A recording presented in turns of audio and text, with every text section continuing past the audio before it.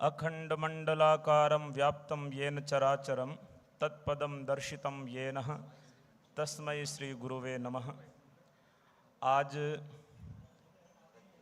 इस बड़े ही गर्व के क्षण में योग नगरी, ऋषियों की नगरी और माँ गंगा के पावन तट इस ऋषिकेश में हम सब लोग, हम सभी के आदर्श आदरणीय परम पूज्य आचार्य श्री स्वामी कृष्णानंद जी गुरु जी के 75वें जन्म दिवस के उपलक्ष्य में यहाँ पर उनको बधाई देने के भाव से एकत्र हुए हैं।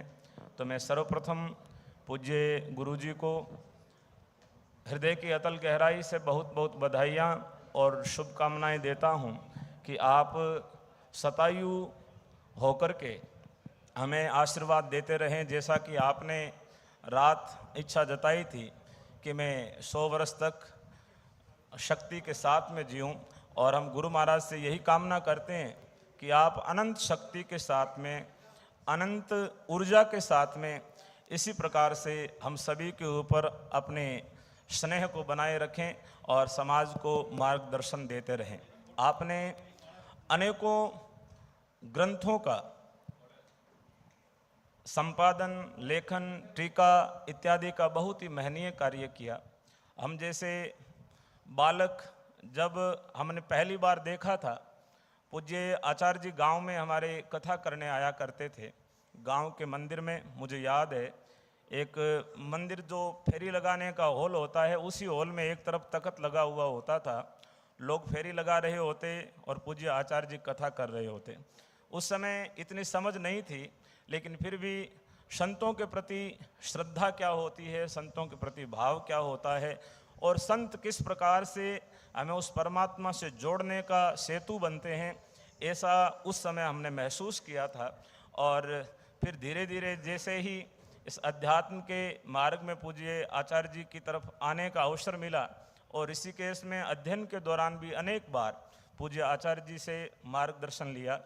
ऐसे संत होना समाज के लिए बहुत बड़ी गर्व की बात है। और पूज्य आचार्य जी ने अपना पूरा जीवन, जिस प्रकार से दधीची ऋषि ने अपनी हड्डियों का वज्र बनाकर से दधीची ऋषि ने अपनी हड्डियों का वज्र बना करके देवताओं की रक्षा की थी, इसी प्रकार से पूज्य आचार्य जी ने पूरा जीवन साहित्य को देकर के जामानी साहित्य की रक्षा भी की है और इसको आगे बढ़ाने का कार्य भी किया है। तो इनको यदि जाम्हाणी साहित्य का दधीची कहा जाए तो किसी प्रकार की अतिशयोक्ति नहीं होगी।